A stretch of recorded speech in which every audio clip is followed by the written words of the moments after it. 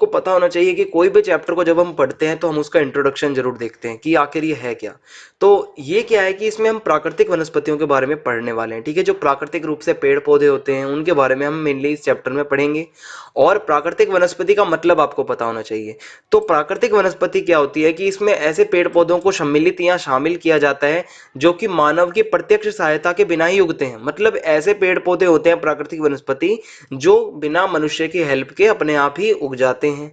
और उसके बाद उनका जो आकार होता है, उनकी जो बनावट संरचना होती है और जो उनकी जरूरतें होती हैं, वो सब वो अपनी जरूरतें, अपना आकार, अपनी बनावट संरचना सब वो प्राकृतिक पर्यावरण के अनुसार खुद को ढाल लेते हैं और प्रकृति से ही उनको सारी हेल्प मिलती है। कहने का मतलब ये है कि ये प्राकृतिक रूप से ही उगने वाले पेड़ पौधे होते हैं, इसमें मनुष्य का कोई रोल नहीं होता। आगे बढ़ते हैं, इंट्रोडक्शन में आपको समझ में आ गया होगा। अब जो ये प्राकृतिक वनस्पति होती है, जो प्राकृतिक रूप से उगने वाले पेड़ पौधे होते हैं, इनके भी बहुत सारे प्रकार होते हैं। तो आइए देखते हैं। एक होता है उष्णकटिबंधीय सदाबहार वन, शायद आपने ये 9th क्लास में भी पढ़ा हो। और अर्ध सदाबहार वन, और उष्णकटिबंधीय पर्णपाती वन, उष्णकटिबंधीय कांटेदार वन, पर्वतीय वन, अनूप वन तथा वेलांचली वन। तो ये आपका प्रकार, मतलब आपके प्रकार हो गए प्राकृतिक वनस्पति के, ठीक है। अब इनको वन बाय वन हम सबकी विशेषताएं पढ़ेंगे काफी अच्छे से। तो सबसे पहला जो आता है जो प्रकार, वो है उष्णकटिबंधीय सदाबहार वन। और ये भी दो प्रकार के होते हैं, एक होता है सदाबहार वन और एक होता है अर्ध सदाबहार वन। तो पहले हम सदाबहार वन की विशेषताएं पढ़ेंगे।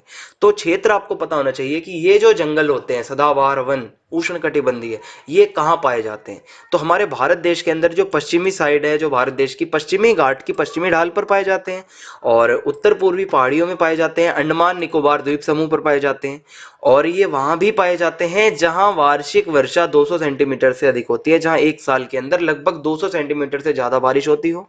और एक और यहाँ पे क्राइटेरिया होता है कि जो औसत वार्षिक तापमान है, मतलब जो साल का जो टेम्परेचर है, एवरेज टेम्परेचर, वो लगभग 22 डिग्री से ऊपर ही रहना चाहिए। 22 डिग्री सेल्सियस से ज्यादा ही रहेगा, वहीं पर ये पाए जाएंगे। तो साल में लगभग तापमान 22 डिग्री या 22 डिग्री या 22 डिग्री से ज्यादा बना रहना चाहिए एवरेज।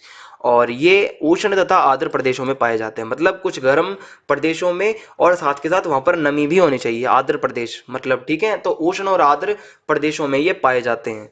आगे बढ़ते हैं। ये फोटो है, आप इनमें देख सकते हैं इनको। और आगे बढ़ेंगे अब हम, और इनकी विशेषताएं पढ़ते हैं कि जो उष्णकटिबंधीय सदाबहार वन होते हैं, ये काफी सघन होते हैं, मतलब काफी घने जंगल होते हैं, परतों वाले होते हैं, ठीक है। परत होती है इनमें, परत बाय परत ये मतलब होते हैं बने हुए, और इनके जो पत्ते होते हैं वो भी काफी ज्यादा मजबूत होते हैं। और इनके अंदर जो वनों के अंदर जो पेड़ होते हैं, ठीक है, जो वृक्ष होते हैं, उनकी लंबाई 60 मीटर या उससे भी अधिक होती है, ठीक है। 60 मीटर या उससे भी अधिक लंबे लंबे पेड़ होते हैं। साल भर हरे भरे रहते हैं पत्ते इनके, ठीक है। पेड़ जो होते हैं, पेड़ पौधे साल भर हरे भरे रहते हैं। इनके अंदर जो सदाबहार वनों के अंदर जो मेन जो प्रजातियां हैं पेड़ों की, वो है रोजवुड, महोगनी, एनी और एबनी। ये मुख्य पेड़ हैं जो इसके अंदर जंगलों में पाए जाते हैं। आगे बढ़ेंगे। अगला है उष्णकटिबंधीय अर्ध सदाबहार वन। अब इसके अंदर जो है, ये अर्ध सदाबहार वन कहाँ पाए जाते हैं, इन्हीं क्षेत्रों में पाए जाते हैं जहां पर ये पहले वाले बताए थे, पर ये कम वर्षा वाले भागों में पाए जाते हैं। और वो जो थे सदाबहार वन, वो ज्यादा वर्षा वाले भागों में पाए जाते हैं। और जो अर्ध सदाबहार वन है, वो कम वर्षा वाले भागों में पाए जाते हैं, उन्हीं क्षेत्रों के अंदर। और इसके अंदर जो मेन जो मुख्य वृक्ष प्रजातियां हैं, ठीक है, जो मेन जो पेड़ों की जो प्रजातियां हैं, वो है साइडर, होलक और कैल, ठीक है। साइडर, होलक और कैल, ये मुख्य पेड़ों की प्रजातियां हैं जो उष्णकटिबंधीय अर्ध सदाबहार वनों में पाई जाती है। आगे बढ़ते हैं। जो अगला प्रकार है वो है उष्णकटिबंधीय पर्णपाती वन। तो उष्णकटिबंधीय पर्णपाती वनों को हम दो भागों में बांटते हैं, एक है आर्द्र पर्णपाती और दूसरा है शुष्क पर्णपाती। तो दोनों की विशेषताएं देखेंगे। तो उष्णकटिबंधीय पर्णपाती वन जो होते हैं, ये भारत में बहुतायत में पाए जाते हैं, बहुत ज्यादा इनकी संख्या है भारत के अंदर, बहुत ज्यादा पर्णपाती वन पाए जाते हैं, आपको याद रखना है। इन वनों को मॉनसून वन भी कहा जाता है, ठीक है। जो पर्णपाती वन होते हैं, इनको मॉनसून वन भी कहा जाता है। और ये वन जो होते हैं उन क्षेत्रों में पाए जाते हैं जहां पर वार्षिक वर्षा, मतलब जहां एक साल में जो बारिश है वो कम से कम 70 से 200 सेंटीमीटर तक होती है, ऐसे इलाकों में ये पाए जाते हैं, ठीक है। आगे बढ़ेंगे। तो इस प्रकार से दिखते हैं पर्णपाती वन। आप देख सकते हो पर्णपाती जो जंगल होते हैं, वन का मतलब जंगल होता है, आपको पता ही होगा। और आगे बढ़ेंगे।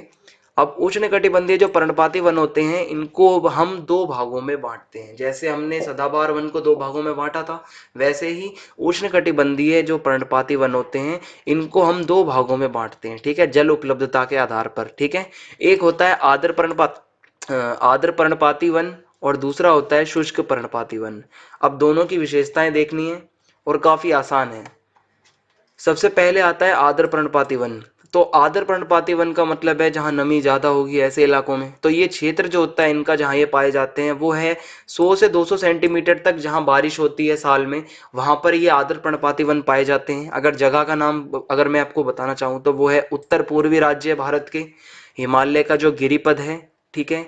और गिरिपद मतलब जो आपके जो लोअर हिल्स होते हैं, ठीक है, निचली पहाड़ियाँ, पश्चिमी घाट के पूर्वी ढाल और ओडिशा, इन जगहों पर ये आर्द्र पर्णपाती वन पाए जाते हैं।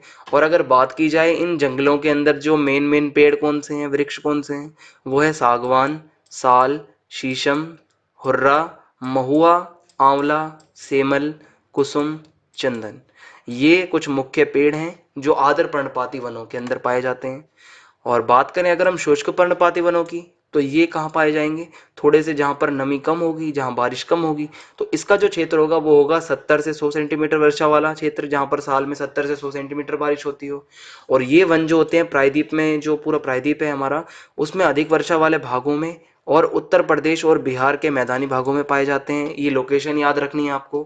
और जो इसके अंदर जो मुख्य पेड़ हैं इन जंगलों में, जो मेन पेड़ हैं जो जाने जाते हैं, वो है तेंदू, पलास का पेड़, बेल, खैर और अक्सलवुड। आपने ये सुना होगा नाम पलास का, बेल का भी सुना होगा, खैर भी सुना होगा शायद। तो ये मुख्य पेड़ होते हैं जो शुष्क पर्णपाती वनों के अंदर पाए जाते हैं। अब अगला जो प्रकार है वनों का वो है उष्णकटिबंधीय कांटेदार वन। तो आपको नाम से पता चल रहा होगा जो कांटेदार वन होते हैं, ठीक है, कांटेदार तो इस प्रकार से दिखते हैं। आपने राजस्थान साइड में देखे होंगे, ये इस प्रकार से दिखते हैं कांटेदार वन, ठीक है। और इसकी विशेषताएं देखते हैं। तो कांटेदार वनों के अंदर झाड़ियां भी शामिल की जाती हैं, ठीक है, झाड़ियां भी होती हैं कांटेदार। तो जिन इलाकों में जो भी क्षेत्र है भारत के जो 70 सेंटीमीटर से कम बारिश होती है जहाँ पे, ठीक है, साल में, वहां पर ये कटीले वन और झाड़ियां अपने आप उग जाती हैं। और इस प्रकार की जो वनस्पति है, ये जो पेड़ पौधे हैं, ये देश के अंदर हमारे भारत देश में उत्तर पश्चिम भाग में पाए जाते हैं, ठीक है, राजस्थान साइड में, जिसमें गुजरात का हिस्सा भी शामिल है, गुजरात में, राजस्थान में, छत्तीसगढ़ में, और उत्तर प्रदेश में, मध्य प्रदेश में, हरियाणा का कुछ इलाका भी आता है। तो इन इलाकों में जो है कटीले वन पाए जाते हैं। और अकाशिया, खजूर, नागफनी यहाँ की प्रमुख पादप प्रजातियां हैं, ठीक है। मेन जो यहाँ पे जो पौधों की प्रजातियां हैं फेमस, वो है अकाशिया, खजूर और नागफनी। और ये जो वन होते हैं, यहाँ के वृक्ष जो होते हैं, पेड़ जो होते हैं, वो बिखरे हुए होते हैं। इनकी जड़ें काफी लंबी होती हैं, जल की तलाश में फैली हुई होती हैं। मतलब काफी बिखरे बिखरे से पेड़ होते हैं ये कटीले वनों के अंदर। और पत्तियों का आकार काफी छोटा होता है, क्योंकि जब पानी ही नहीं मिलेगा ठीक से तो पत्तियां कैसे हरी भरी रहेंगी और कैसे होगा उनका विकास। तो इन जंगलों में जो होता है, जो कटीले वन होते हैं, एक तो चूहे बहुत पाए जाते हैं, खरगोश, लोमड़ी, भेड़िए, शेर, सिंह, जंगली गधा, घोड़े और ऊंट, और सांप भी पाए जाते हैं। तो आगे बढ़ते हैं। अगला जो प्रकार है वनों का वो है पर्वतीय वन। और जो पर्वतीय वन होते हैं दोस्तों, उनको हम दो भागों में बांटते हैं। एक है उत्तरी पर्वतीय वन, दूसरा है दक्षिणी पर्वतीय वन। पर्वतीय वन का मतलब क्या है कि जो पर्वतों पर जो जंगल होते हैं, ठीक है, जो पर्वतों पर वन होते हैं वो पर्वतीय वन कहलाएंगे। अब इनकी विशेषताएं पढ़ते हैं। तो ऊंचाई जैसे जैसे बढ़ती जाती है, ऊंचाई के बढ़ने के साथ हिमालय पर्वत श्रृंखला जो है, जो पूरी हिमालय पर्वत की श्रृंखला है, वो श्रृंखला में उष्णकटिबंधीय वनों से टुंड्रा में पाई जाने वाली प्राकृतिक वनस्पति पाई जाती है। जो टुंड्रा प्रदेशों में जिस प्रकार के पेड़ पौधे पाए जाते हैं ऊंचाई बढ़ने के साथ साथ, वैसे हमारे हिमालय में भी पाए जाते हैं। और हिमालय के गिरिपथ में पर्णपाती वन पाए जाते हैं, जो लोअर हिल्स हैं हिमालय की, ठीक है, जो निचली पहाड़ियां हैं वहाँ पे जो है पर्णपाती वन पाए जाते हैं। इसके बाद 1000 से 2000 मीटर की ऊंचाई पर जब हम जाते हैं हिमालय पे, तो वहां पर आर्द्र शीतोष्ण कटिबंधीय वन पाए जाते हैं, ठीक है, आर्द्र शीतोष्ण कटिबंधीय वन पाए जाते हैं पर्वतों में। और उत्तर पूर्वी भारत की जो उच्चतर पहाड़ी श्रृंखलाएं हैं, जो हमारा उत्तर पूर्वी भारत है, नॉर्थ ईस्ट इंडिया, वहाँ की जो ऊंची ऊंची पहाड़ी श्रृंखलाएं हैं, और जो पश्चिम बंगाल और उत्तरांचल के पहाड़ी इलाकों में जो है कैसा होता है, चौड़े पत्ते वाले ओक और चेस्टनेट और सदाबहार वन पाए जाते हैं। तो ये जो ओक, चेस्टनेट और सदाबहार वन ये कहाँ पाए जाते हैं पर्वतों में, जो भारत का उत्तर पूर्वी भारत का इलाका है ऊंची पहाड़ियों वाला, और जो पश्चिम बंगाल का इलाका है, और जो उत्तरांचल का पहाड़ी इलाका है, ठीक है। और जो हिमालय का पश्चिम भाग है वहां पर देवदार के वन पाए जाते हैं, देवदार के जंगल, जहाँ की लकड़ी बहुत मजबूत जहाँ की लकड़ी बहुत मजबूत मानी जाती है। और अधिक ऊंचाई वाले भागों में टुंड्रा वनस्पति पाई जाती है। जैसे हम और ऊंचे जाएंगे हिमालय पर्वत पे तो टुंड्रा वनस्पति जो कि ठंडे इलाकों की वनस्पति होती है, ये पेड़ पौधे पाए जाते हैं, जैसे कि मॉस और लाइकन। ये नाम आपको याद रखने हैं, मॉस और लाइकन, इस प्रकार से। और अगर दक्षिण पर्वतीय वनों की बात करें हम दक्षिण भारत के अंदर, तो ये पाए जाते हैं पश्चिम घाट, विंध्याचल और नीलगिरी की जो पर्वत श्रृंखला है, इन इलाकों में ये दक्षिण पर्वतीय वन पाए जाते हैं। और केरल, तमिलनाडु, कर्नाटक, पश्चिमी घाट में पाए जाते हैं। और जो नीलगिरी, अन्नामलाई, पालानी और पहाड़ियों पर जो पाए जाने वाले शीतोष्ण कटिबंधीय वन होते हैं, उनको हम शोलास कहते हैं, ठीक है। जो नीलगिरी, अन्नामलाई और पालनी की जो पहाड़ियां हैं, वहां पर जो जंगल पाए जाते हैं शीतोष्ण कटिबंधीय, उन जंगलों को या उन वनों को शोलास कहते हैं। और इन शोलास के अंदर जो मेन जो पेड़ पाए जाते हैं वो है मग्नोलिया, लैरल, सिनकोना और वेटल। और इनका आर्थिक महत्व बहुत ज्यादा है और ये बहुत ज्यादा कीमती होते हैं, ठीक है। आपको बता दूं दक्षिण पर्वतीय वन के अंदर जो पाए जाते हैं। अब अगला जो प्रकार है, दक्षिण पर्वतीय वन में इतना ही था। अगला जो प्रकार है वनों का, वो है वेलांचली या अनूप वन। अब ये क्या होता है वेलांचली या अनूप वन, आइए पढ़ते हैं। तो इस प्रकार से ये दिखते हैं, ठीक है। वेलांचली या अनूप वन इस प्रकार से दिखते हैं। इनको मैंग्रोव भी कई बार कहा जाता है। और इसमें क्या होता है कि भारत के उन क्षेत्रों में जहां जमीन हमेशा जलयुक्त रहती है, आप देखोगे ना ये जो जमीन है यहाँ की हमेशा जलयुक्त रहती है, ठीक है, और इसी पे ये वनस्पति उगी हुई है। और भारत के उन सभी क्षेत्रों में जहां जमीन हमेशा जलयुक्त रहती है, हमेशा आर्द्र रहती है, जहां हमेशा पानी रहता है, वहां पर जो भी पेड़ पौधे उगते हैं उनको फिर वेलांचली या अनूप वन कहा जाता है, ठीक है। और भारत में इस प्रकार की लगभग 8 भूमियां हैं, ठीक है, जो हमेशा जलयुक्त रहती हैं। और भारत में पश्चिम बंगाल का जो सुंदरबन डेल्टा है वो अपने मैंग्रोव वनों के लिए प्रसिद्ध है, ठीक है। सुंदरबन डेल्टा आपने नाम सुना होगा, ये अपने मैंग्रोव पेड़ों के मैंग्रोव के जो जंगल हैं, मैंग्रोव वनों के लिए काफी फेमस है। और ये जो वन होते हैं इनमें टाइगर से लेकर सरीसृप तक, छोटे से लेकर बड़े हर प्रकार के जानवर पाए जाते हैं। और आगे बढ़ते हैं, गंगा ब्रह्मपुत्र डेल्टा, ठीक है। जो गंगा और ब्रह्मपुत्र का जो डेल्टा है वहां पर सुंदर सुंदर पेड़ पाए जाते हैं जिनसे मजबूत लकड़ी मिलती है। नारियल, ताड़, क्योड़ा, एंगार के पेड़ भी यहाँ पर पाए जाते हैं। और इस क्षेत्र का जो प्रसिद्ध जानवर है वो है रॉयल बंगाल टाइगर।